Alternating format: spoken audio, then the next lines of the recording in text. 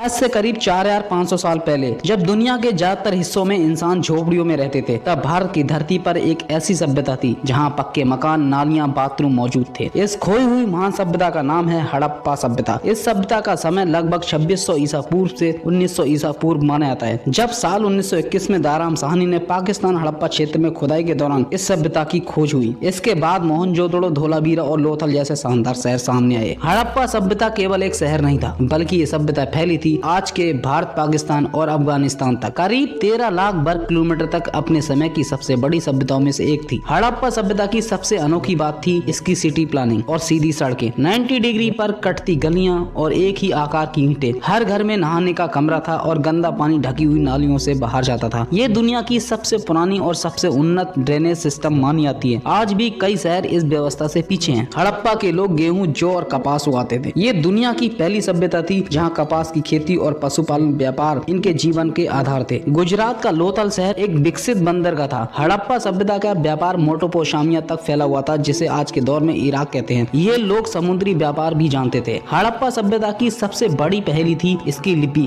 हजारों मोहरें मिली, लेकिन आज तक कोई भी इस भाषा को पढ़ नहीं पाया। अगर ये लिपि पढ़ ली जाए तो इतिहास बदल सकता है। यहाँ ना कोई राजा था और ना ही हथियार मिले। शायद ये सभ्यता अनुशासन और समानता पर आधारित थी। हड़प्पा सभ्यता के पतन के पीछे सूखा और जलवायु परिवर्तन जैसे कारण माने जाते हैं, लेकिन कोई ठोस परिणाम नहीं मिले। हड़प्पा सभ्यता सिर्फ खंडर नहीं, बल्कि मानव इतिहास की सबसे बुद्धिमान सोच की कहानी है। ये हमें सिखाती है कि विकास बिना युद्ध के भी हो सकता है।